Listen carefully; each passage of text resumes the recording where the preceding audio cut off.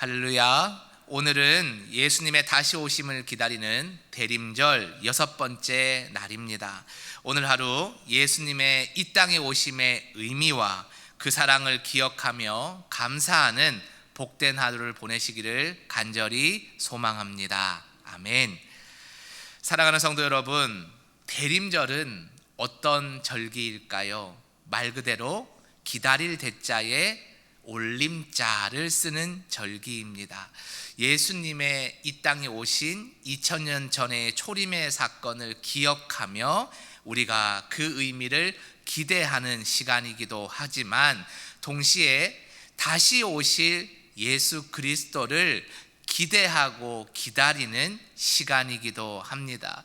그래서 우리가 대림절을 보낼 때 2000년 전에 예수님께서 오신 의미에 집중을 하는 것으로 시작을 하는 것이 분명 맞지만, 그러나 그 마지막은 다시 오실 예수님을 우리가 두려운 마음으로 기대하면서 기다리면서 우리의 신앙의 모습을 점검해 보는 것이 이 대림절의 가장 중요한 신앙의 자세다 하겠습니다. 우리가 지난 2000년 전의 사건에만 집중해 본다면 대림절은 그냥 설레는 크리스마스 축제를 기다리는 D-Day를 손가락 꼽아서 세는 어린아이에 불과할 것입니다. 그러나 예수님이 이 땅에 오신 것은 우리를 구원하기 위함이시고 다시 하나님의 나라로 초청하기 위한 신호탄이다 생각한다면 우리의 이 대림절을 보내는 마음은 다시 오실 예수님을 부끄럼 없이 맞이하기 위해서 우리의 신앙을 깨끗하고 흰옷 입은 백성답게 점검하는 시간이 되어야 될 줄 믿습니다. 오늘 하루도 이 대림절의 의미를 잘 깨닫고 그 깨달은 것을 붙들고 예수님의 다시 오심을 준비하는 흰옷 입은 주의 백성이 되기를 간절히 소망합니다. 아멘. 오늘의 본문은 산상수훈의 첫 번째 부분이죠. 산상수훈은 예수님을 믿는 사람이나 믿지 않는 사람이나 가장 지혜가 함축된 지혜서다라고 별명을 붙여줄 정도로 아주 귀한 말씀이 있는 부분입니다. 그 첫 부분이 바로 팔복입니다. 8가지 복이죠.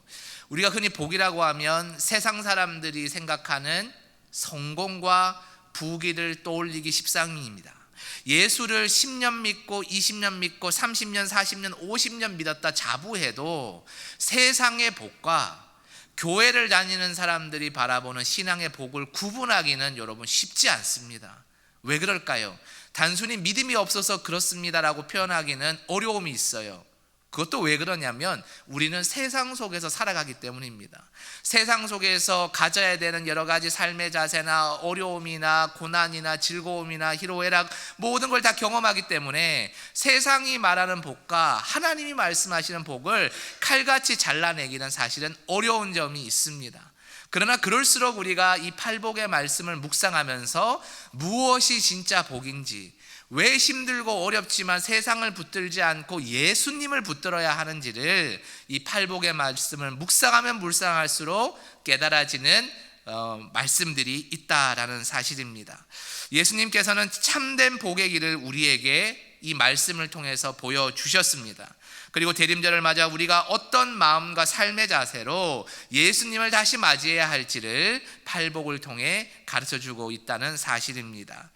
먼저 보면요, 1절부터 6절의 말씀을 나눠서 본다면 이것은 예수님이 주신 복의 기준에 대해서 말씀하고 있습니다. 특별히 3절을 봉독하겠습니다. 심령이 가난한 자는 복이 있나니 천국이 그들의 것이미요 라고 되어 있습니다. 여러분, 여기에서 우리가 무엇에 주목해 봐야 되겠습니까? 천국이 그들의 것이미요, 내 거예요 라는 거에 주목하는 것은 물론 당연하지만 조건을 먼저 보십시오. 조건이 뭡니까? 심령이 가난한 자다라는 거예요. 요걸 아주 간단하게 함축해 보면 이겁니다. 가난한 자가 복된 자다. 이게 이해하기 참 어렵지요. 가난하면 여러분 복된 게 아니라 박복하다라고 말하는 것이 세상의 이치 아니겠습니까? 근데 왜 가난한 자가 여러분 복된 자가 될까요? 그것은 심령이 가난한 자의 의미를 알아야 됩니다. 여러분, 심령이 가난하다는 것은 뭐죠? 우리 마음속에 여러 가지 생각과 바램과 욕심이 있는데 그것이 꽉 찬 것이 심령이 부한 것이고, 내 마음에 다 버렸어요. 다 내려놓았어요. 그냥 저는 예수님 한 분만 있으면 됩니다 라고 각오하고 결단하는 사람이 심령이 가난한 자인데, 그 사람이 뭐라는 겁니까? 천국을 소유한 사람, 가장 부한 사람이 된다라는 겁니다. 여러분, 그러면 이 말씀의 핵심 의미가 뭐겠어요? 예수님만이 뭐라는 겁니까? 복이라는 겁니다. 세상의 부귀와 성공과 영화가 복이 아니라 예수님을 내 마음속에 모셔드리는 그 상태가 복이다라는 겁니다. 그래서 예수님을 복으로 소유한 사람은요, 가난해도 행복합니다. 몸이 아파도 감사합니다. 내 마음에 풀리지 않는 일, 내 자녀에 풀리지 않는 일이 비록 있다고 할지라도 예수님으로 인해서 감사합니다. 이유가 무엇입니까? 그 자체가 좋아서, 그 고통이 좋아서 웃는 것이 아니라 예수님께서 그것을 알고 계시고 반드시 회복시켜 주실 거라는 확신과 믿음이 있기 때문에 예수님을 통해서 웃는 것입니다. 그래서 예수님이 복인 것입니다. 여러분, 대림절을 보내는 우리의 마음이 어떠해야 되겠습니까? 예수님을 바라보시기 바랍니다.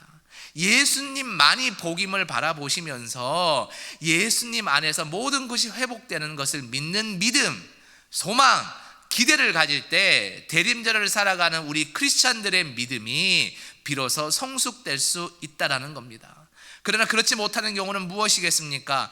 예수님만 바라보고 예수님께만 소망을 두는 것이 아니라 예수님을 통해서 내가 무언가를 하려고 하니까 실망만이 찾아오는 거예요.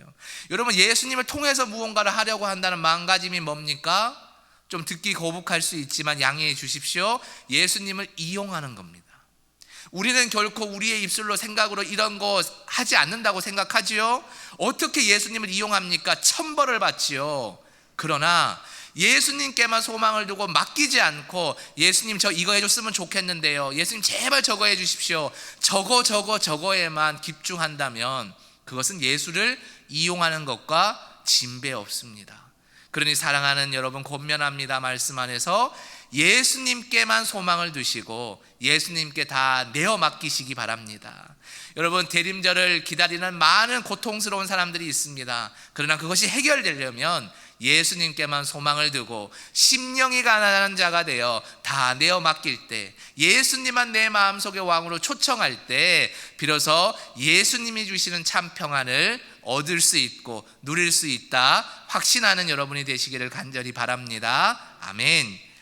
다음으로 7절에서 9절의 말씀은요, 하나님 나라의 가치에 대해서 말하고 있습니다. 하나님 나라의 가치, 특별히 7절을 제가 봉독합니다. 긍휼히 여기는 자는 복이 있나니 그들이 긍휼히 여김을 받을 것이미요. 아멘. 여러분, 7절부터 가만히 보면요, 요렇게 하면 요걸 받고 저렇게 하면 저걸 받을 것이다, 요 문장 구조가 있어요. 그럼 이게 어떻게 들리냐면, 우리 속담에 행한 대로 받는다, 콩 심은 데 콩 나고 팥 심은 데 팥 난다, 혹은 사자성어로 사필귀정, 이런 게 생각날 수 있는데요, 여러분, 주님께서 이 말씀을 하신 이유는 그런 의미로 하신 말씀은 아닙니다. 이것은 무엇이냐? 팔복이 주는 진정한 메시지에 대한 또 다른 이면이에요. 무엇이냐면, 팔복은 우리의 내면과 외면이 하나님 나라의 가치에 따라서 변화되기를 초청한다라는 겁니다. 여러분, 긍휼히 여기는 자, 마음이 청결한 자, 화평케 하는 자는 세상이 사는 방식과 다른 방식을 의미하는 거예요. 다른 정도가 아니라 완전히 거꾸로의 방식을 의미한다라는 겁니다.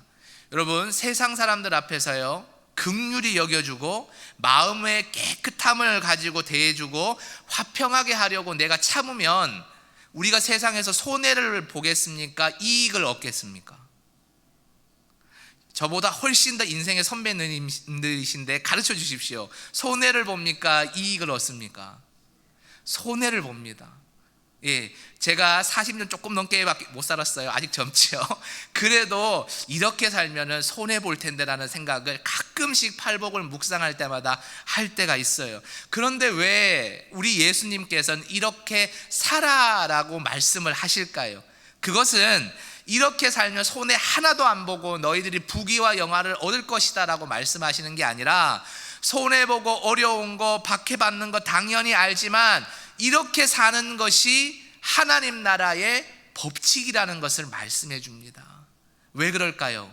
예수님이 이 땅에 오셔서 이런 모습으로 사셨습니다. 먼저 긍휼히 여겨주셨고요, 마음의 욕심과 마음의 이익을 가지고 더러운 마음으로 사시는 것이 아니라 청결한 마음으로 사셨고요, 누군가에게 자신의 말을 먼저 앞세우는 게 아니라 화평하게 하시기 위해서 친히 자신의 몸을 찢으신 분이 예수 그리스도입니다. 그래서 이렇게 살라는 것은 예수님처럼 똑같이 똑 닮아서 살라는 것이죠. 그것이 바로 제자의 길임을 말씀하고 계십니다. 사랑하는 여러분, 예수님은 이 땅에 화평의 왕으로 오셨습니다. 우리가 그분을 맞이하면서 화평을 이루는 삶을 살아갈 때 이 세상에 하나님의 사랑과 평화가 흘러 넘치는 것입니다. 우리가 우리의 욕심으로 우리가 복받는 것만 생각해서 살아간다면 세상 사람과 똑같이 싸우면서 살 수밖에 없습니다. 그러나 그것이 아니라 우리가 먼저 긍휼히 여기고 우리가 먼저 손해보려고 애쓰고 우리가 먼저 화평하게 하려고 내 자신의 것을 내어주면 예수님이 평화의 왕의 역할을 하셨듯이 우리도 평화의 왕의 역할을 이어서 할 수 있는 사람이 되는 것이죠. 여러분, 지금 대한민국에 얼마나 어려움들이 있습니까? 얼마나 갈등들이 있습니까? 앞으로는 없겠습니까? 훨씬 더 많아질 수도 있습니다. 우리의 자녀들, 자녀 손때도 마찬가지겠지요. 그러면 크리스천들이 어떤 역할을 해야 되겠습니까? 화평하게 하는 자의 역할을 해야 되지 않겠습니까? 내 것을 먼저 주장하면 절대로 화평하게 할 수 없습니다. 하나님을 위해 먼저 긍휼히 여기는 삶을, 이웃을 위해 살고 양보하는 삶을 살고 내 것을 내려놓는 거꾸로의 삶의 방식을 살아갈 때 하나님 나라가 세워지고 그 안에서 우리를 통해 일하시는 하나님의 손길을 통해서 참된 평안이 주어질 줄 믿습니다. 아멘.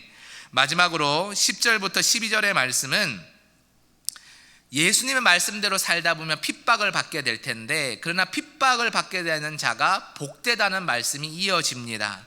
의를 위하여 박해를 받은 자는 복이 있나니 천국이 그들의 것임이라. 아멘. 신앙의 길은 여러분 평탄하지 않습니다. 예수 잘 믿을수록 행복하고 어려움이 없을 것 같지만 절대로 그렇지 않죠.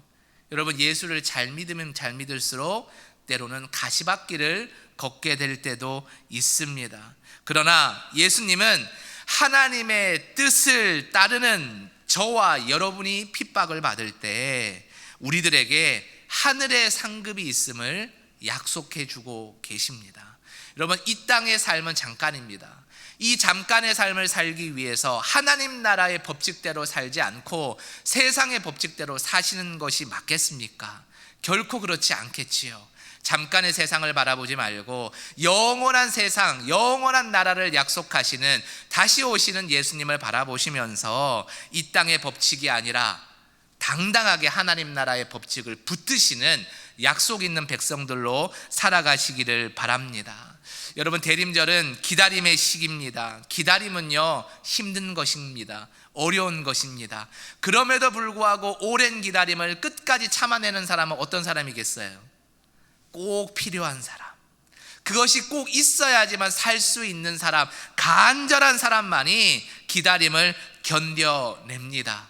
우리가 하나님의 길 위에 서 있을 때, 그래서 세상 가운데 고난과 핍박과 결핍을 경험할 때 하나님을 비로소 끝까지 기다리는 사람이 될 줄 믿습니다.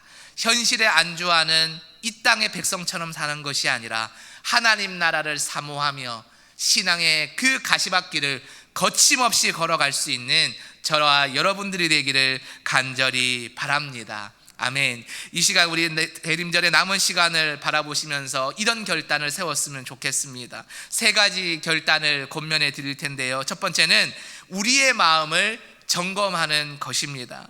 두 번째는 긍휼과 화평을 실천하는 것입니다.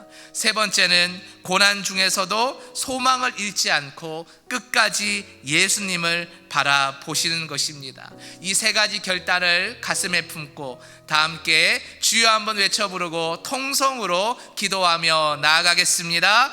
주여. 하나님 아버지, 이 시간 우리의 마음을 점검하며 나아갑니다. 우리의 마음이 심령이 가난한 상태가 되게 하여 주옵소서. 우리의 욕심과 우리의 근심과 걱정이 우리의 심령을 가득 채우지 못하게 하여 주시고, 오직 주님만을 의지하며 나아갈 수 있도록 우리의 심령이 가난한 복을 허락하여 주시옵소서. 또한 하나님 아버지, 긍휼과 화평을 실천하며 나아가기를 원합니다. 하나님, 우리에게 하나님의 사랑이 흘러가게 하여 주시옵소서. 이 땅에 다툼과 어려움이 있습니다. 하나님, 우리 예수 믿는 사람이 먼저 사랑하게 하여 주시고, 기도하게 하여 주시고, 잠잠히 듣게 하여 주셔서 주님이 그러셨던 것처럼 긍휼과 화평을 이 땅에 쏟아넣는 주님 닮은 백성이 되게 하여 주옵소서. 또한 고난 중에서도 소망을 잃지 않게 하여 주옵소서. 하나님 나라의 상급을 바라보며 주님이 함께 하실 그날을 기대하며 신앙의 가시밭길을 담대히 걸어가게 하여 주시고, 세상이 말하는 복을 복이라 말하는 것이 아니라 하나님께서 친히 가르쳐 주신 그 복음의 가치를 붙들고 감사함으로 오늘도 당당히 걸어갈 수 있는 주의 모든 백성들, 영세교회 성도님들 될 수 있도록 인도하여 주시옵소서. 하나님 아버지, 우리의 삶 속에 주님이 꼭 필요한 여러 어려움들이 참 많이 있습니다. 건강의 문제, 가정의 문제, 일터의 문제, 자녀의 문제, 신앙의 문제 등이 있습니다. 평화의 주님께서 이 대림절 기간 동안 우리에게 찾아오셔서 참 평안을 허락하여 주시옵소서. 대림절 시간 동안 우리의 삶이 팔복의 말씀을 따라 변화되는 역사가 나타나게 하여 주옵소서. 심령이 가난한 자로 주님의 은혜를 구하며 화평과 사랑을 이루는 삶 살게 하여 주시고, 어떠한 상황 속에서도 주님을 바라보는 소망을 놓치지 않게 하여 주옵소서. 이 새벽 간절한 기도의 제목을 가지고 주님 앞에 나와 눈물로 부르짖는 백성들이 있습니다. 이 기도가 결코 땅에 떨어지지 않게 하여 주시고, 이들의 기도를 결코 모른다 하지 마시고 하나님의 때에 하나님의 방식으로 가장 풍성하게 이루어 주옵소서. 그래서 이들의 삶의 모든 열매를 통해 이 땅 가운데 살아가는 주님을 모르는 백성들에게도 하나님의 살아계심을 전할 수 있는 인생들로 살게 하여 주옵소서. 이 모든 간구를 우리 주 예수님의 이름으로 간절히 기도드리옵나이다. 아멘.